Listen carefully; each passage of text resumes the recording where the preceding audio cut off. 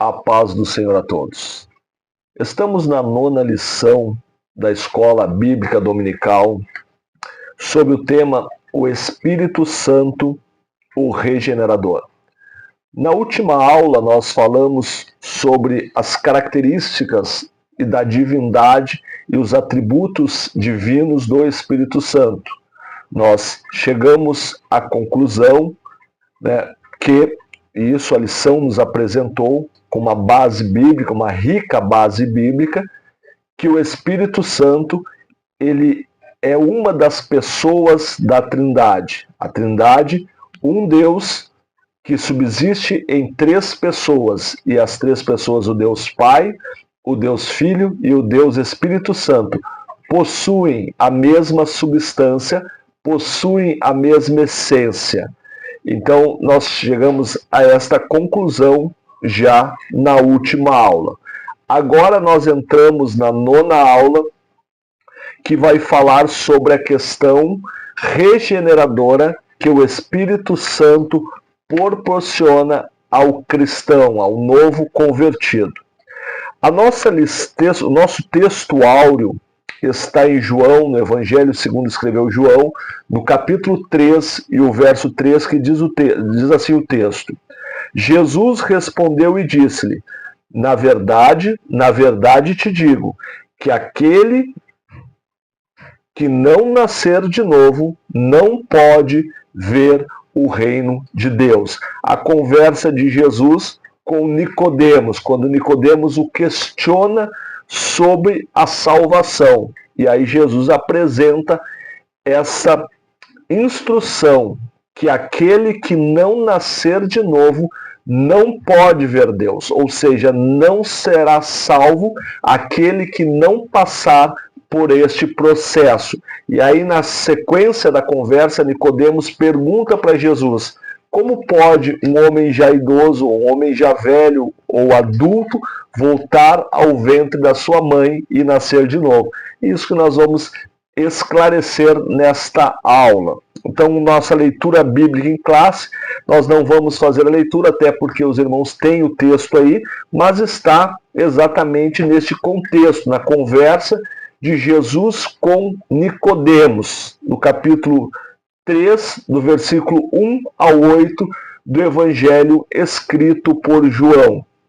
Lembrando que esse texto ele só está no Evangelho escrito por João.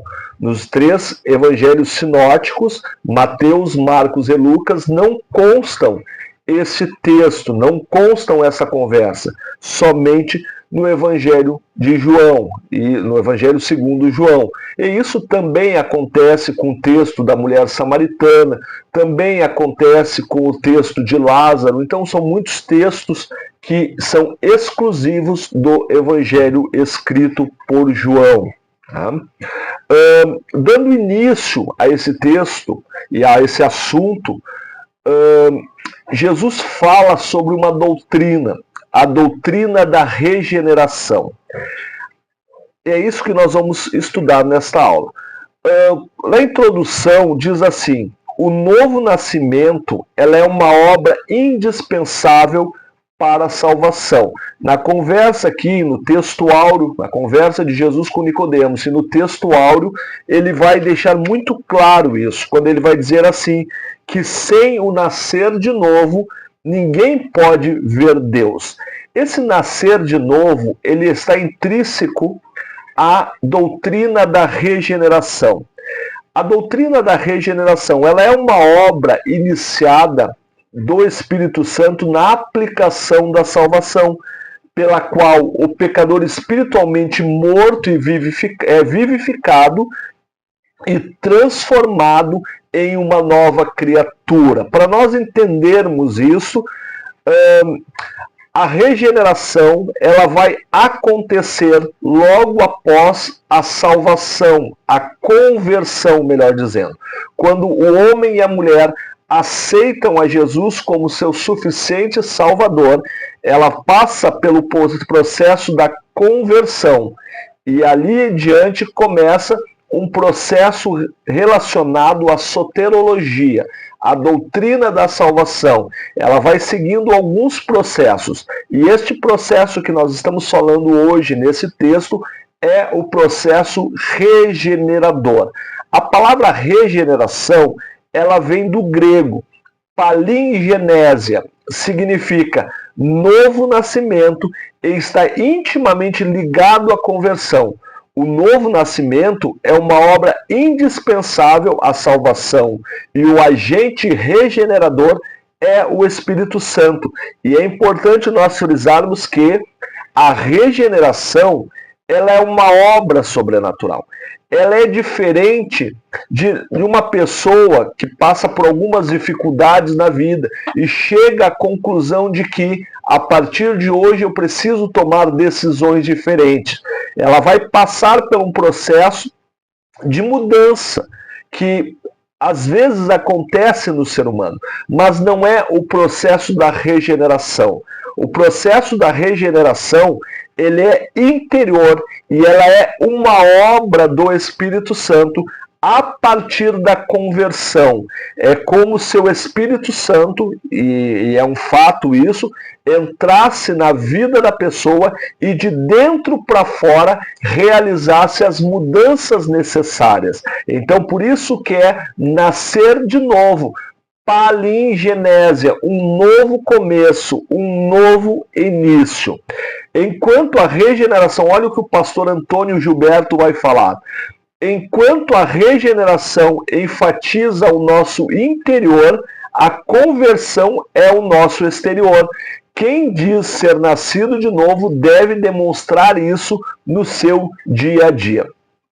Dentro da introdução desta aula, nós precisamos enfatizar isso que o pastor Antônio Gilberto trouxe, que não adianta uma regeneração interior se não der frutos exteriores. Então, a regeneração ela é um processo sobrenatural que é evidenciado pelo Espírito Santo na vida do crente, que vai demonstrar através do fruto do Espírito, depois nós vamos falar um pouco sobre isso, no seu dia a dia. E essa parte exterior, essa parte da conversão, enquanto a regeneração ela é interior, a conversão ela é exterior. Ela mostra sinais, ela precisa mostrar sinais de que algo interiormente aconteceu. A regeneração, a parte 1 do nosso texto aqui, ela vai dizer que a regeneração ela é uma obra trinitária. Ou seja, a salvação, ou melhor, a regeneração, ela passa por um processo que começa no Deus Pai, ela é evidenciada ou ela é oportunizada a partir da obra do Deus Filho e ela vai ser concretizada pela obra do Espírito Santo. No diálogo com Nicodemos, Jesus explica que o nascer de novo, ele não é físico, mas é espiritual. Nicodemos achou, pela explicação de Jesus, que um homem precisaria voltar ao ventre da sua mãe, um nascimento carnal, do grego chark, para que nascesse de novo. Mas Jesus está falando de algo espiritual. E esse nascer de novo, no sentido espiritual, está dentro da doutrina da soterologia, ou seja, da doutrina da salvação. Porque os textos bíblicos, nós podemos olhar, por exemplo, Romanos 5, apresenta o homem morto. O profeta Isaías vai dizer que a justiça do homem é como um pano sujo, é como algo sujo. E Paulo, escrevendo aos Romanos, vai dizer que o homem, o seu espírito está morto. Mas, quando nós aceitamos a Jesus, nós passamos por um processo de vivificação. Olha o que Paulo diz na carta aos Efésios, no capítulo 2, verso 1, diz assim: e vos vivificou, estando vós mortos em vossos delitos e pecados. Então, o que Paulo está explicando aqui é que, através do pecado do Éden, do pecado de Adão, Adão fala de humanidade, então não é o homem simplesmente que pecou, mas a humanidade pecou, e isso fez separação entre Deus e o homem. Então, neste processo, o homem está morto espiritualmente. Então, ele vai precisar ser vivificado. E essa vivificação só é possível através da conversão e do processo regenerador do Espírito Santo. Então nós somos vivificados pela obra do Espírito. Efésios capítulo 2, verso 5 diz: mas Deus, sendo rico em misericórdia pelo seu muito amor que nos amou, estando nós ainda mortos em nossos delitos. Então a situação do homem era de morte. Porém, quando Jesus está conversando com Nicodemos aqui, ele está dizendo que precisa nascer de novo, mas nascer do Espírito, ser vivificado pelo Espírito. Paulo ensina que nós somos salvos pela lavagem da regeneração e da renovação do Espírito Santo. A parte 2, aqui no segundo subtítulo da primeira parte, do primeiro título, diz assim: a regeneração como exigência de Jesus. Olha o que declara: aquele que não nascer de novo, ele não pode ver o reino de Deus. Essa regeneração, ela é um ato da salvação, um ato necessário e indispensável para a salvação. Neste ato, no milagre do novo nascimento, aqui já tratado como um milagre, porque é uma obra sobrenatural, ninguém consegue nascer de novo carnalmente, pode até ter alguma mudança, pode ter até uma mudança positiva, muitos deixam de fumar, muitos deixam de viver por um problema de saúde ou por um sofrimento, muda suas atitudes, mas o que o texto está falando aqui é diferente. É uma regeneração causada pelo Espírito Santo. E aqui ele vai dizer que é necessário a fé e o arrependimento. O plano divino para a regeneração deve ser uma pregação, deve ser pregado com prioridade, porque através da pregação, da apresentação desse plano, vai despertar duas coisas na pessoa. Na pessoa que está nesse histórico de morte espiritual: a fé e o arrependimento. Um dos maiores pregadores, Spurgeon, ele dizia que para a pregação evangelística, ela precisa ter um ato, ela precisa convencer o homem que ele é um pecador. A partir do momento que ele é convencido do seu pecado, ele vai entrar nesse processo de arrependimento.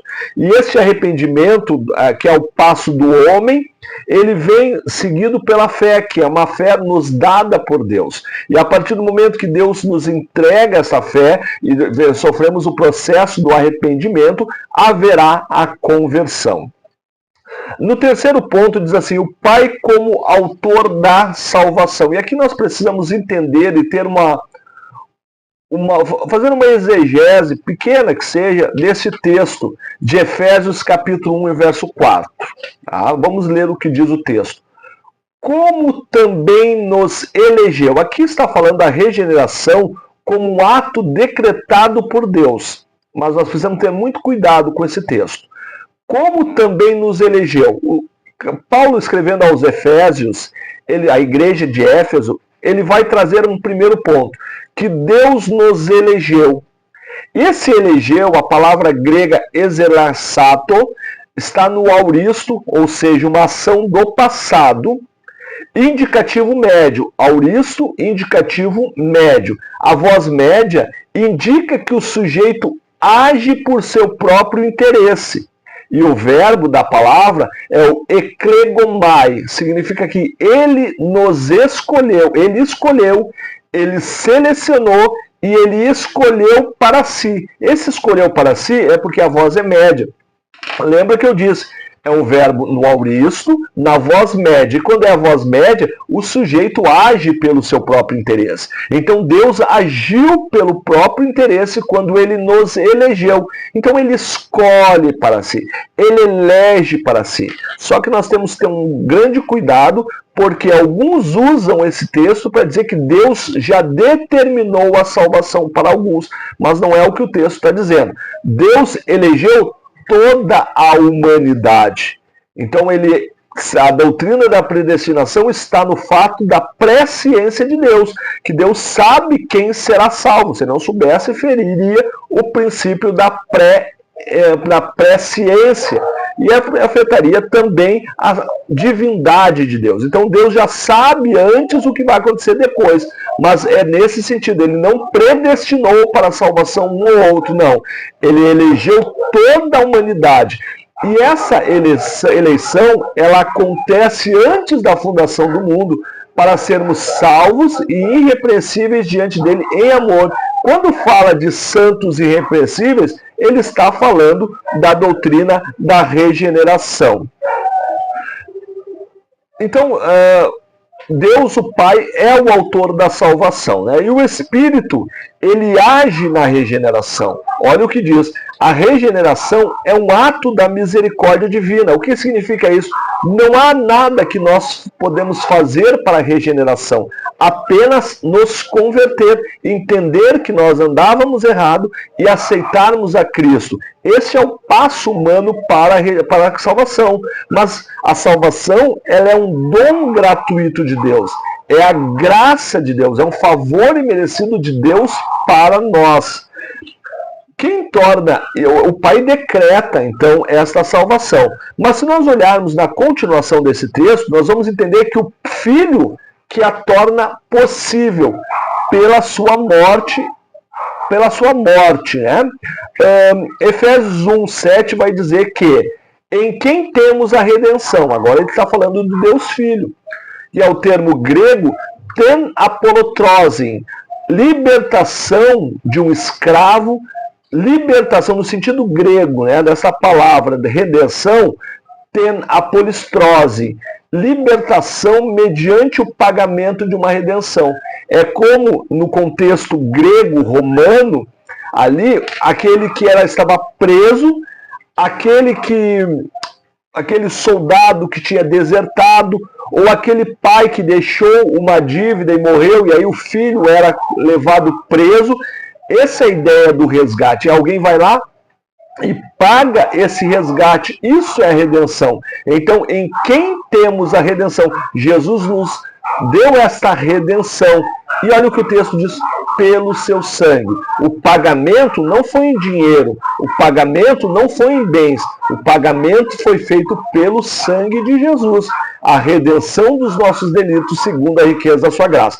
Então, se nós entendemos que a salvação ela é decretada por Deus, nós vamos entender também que ela se tornou possível pela morte de Jesus na cruz. Aqui o texto diz, e a ressurreição, eu não concordo, porque o texto ele mostra que nós somos salvos mediante a morte e o sangue, né? A ressurreição foi um adendo, foi uma esperança para a igreja, né? Para aqueles que aceitam a Jesus. E o que vai dizer a terceira parte? Que o que é nascido da carne é carne, e o que é nascido do Espírito é o Espírito. Então, a partir do momento que a salvação é declarada por Deus, decretada por Deus, ela é possível pela morte de Jesus, é o Espírito Santo que vai fazer esse trabalho, esse processo de regeneração que envolve santificação, e essa santificação ela é um ato e ela também é progressiva, e até a glorificação, que é o terceiro ato da salvação, ou melhor, da santificação. Na parte 2 do nosso texto vai falar que a natureza espiritual da regeneração, ela é, como nós já falamos antes, uma transformação interior. Ela acontece de dentro para fora. Olha a pergunta de Nicodemos: como pode um homem nascer já sendo velho? Ele estava pensando no homem carnal, mas como já foi explicado, a salvação A regeneração é quando o nosso espírito que está morto, ele é vivificado pela uma ação do Espírito Santo. A gente aceita Jesus e o nosso espírito que está morto, ele revive pela ação do Espírito. Esse fato evidencia que a mente religiosa, ela está espiritualmente morta e presa à lógica humana. Só é possível o que eu vejo. Só é possível aquilo que eu entendo. Se eu não entendo, não é possível. Mas a regeneração, ela está dentro desse processo, de um processo que pode ser até ilógico. O homem natural, ele é incapaz de compreender que a justiça de Deus não advém das obras. Ele acha que, principalmente naquele contexto romano ali, era meritório, né? O que eu faço são resultado daquilo, o que eu ganho é resultado daquilo que eu faço. Mas Jesus está apresentando aqui algo diferente, um favor imerecido. Algo que eu não fiz nada para merecer, mas eu recebo, né? Essa transformação interior, ela é operada pelo Espírito, né? O Espírito Santo, ele vivifica o nosso espírito para esta obra da regeneração. A parte 2, uma obra soberana do Espírito. É necessário nascer, olha o que Jesus está dizendo aqui, na continuação dessa conversa com Nicodemos, que é necessário nascer da água do Espírito. Ele apresenta aqui um símbolo do Espírito, o símbolo água. Nós falamos na aula passada sobre os símbolos do Espírito e nós apresentamos o vento, o fogo e a água como uma delas. A água, ela tem no sentido de purificar. Então, o que Jesus está dizendo aqui a Nicodemos? Que significa uma transformação espiritual completa. Ser purificado dos pecados e lavado, e uma purificação dos pecados e receber renovação interior pelo poder do Espírito. Por isso ele usa a figura da água. E ele traz a ideia do Espírito também. Essa mudança, ela não pode ser produzida pela carne. A carne não tem essa força dessa mudança, né? Mas somente pelo Espírito. Cristo assegura que o vento assopra quando quer. Aqui ele traz uma outra figura, um outro símbolo do Espírito quando ele fala do vento.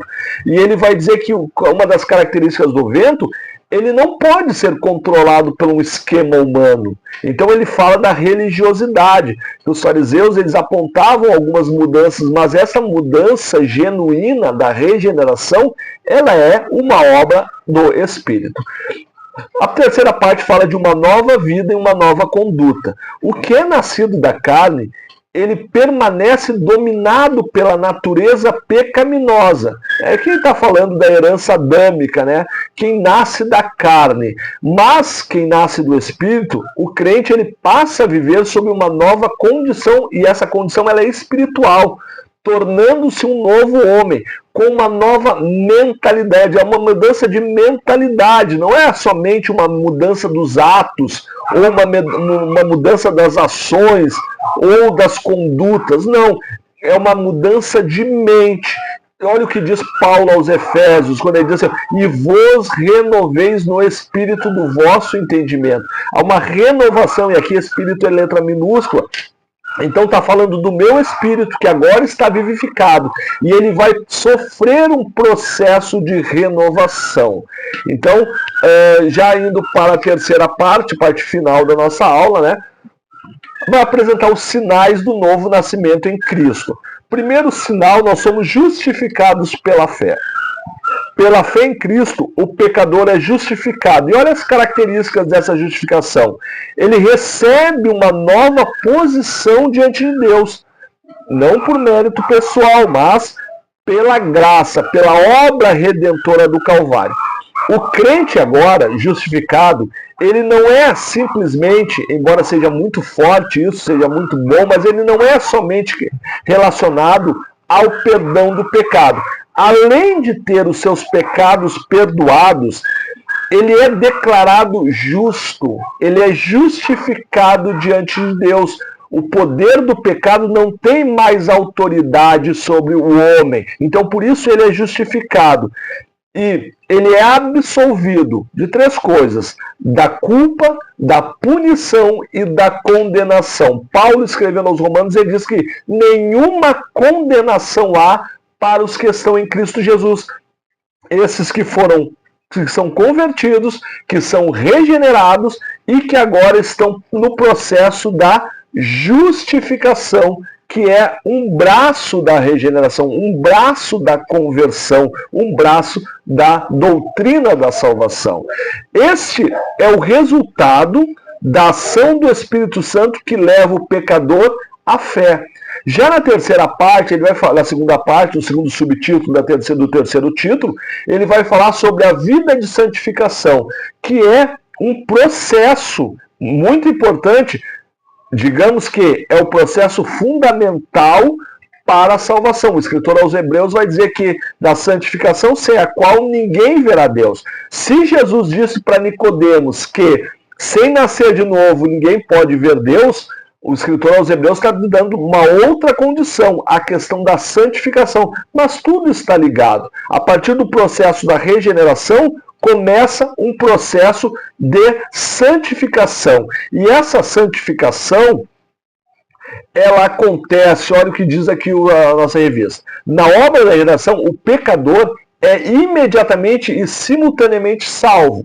É aquele processo, eu até tenho um vídeo aqui falando sobre santificação, é aquele processo do ato da santificação.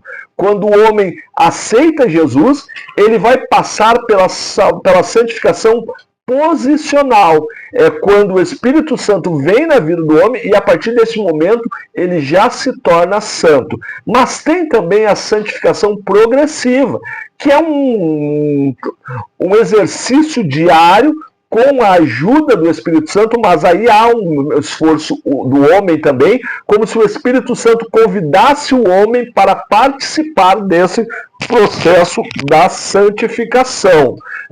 Então, olha o que diz aqui, ó. Na obra da redenção, o pecador é imediata e simultaneamente salvo, regenerado, justificado e adotado como filho de Deus, a doutrina da adoção, né?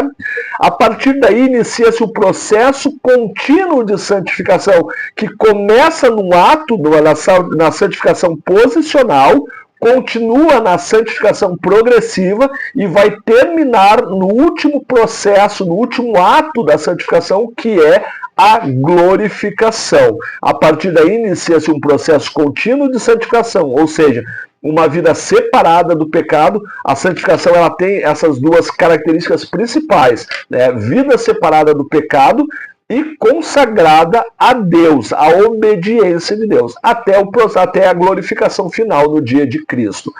Então a santificação ela apresenta aspectos posicionais e progressivos.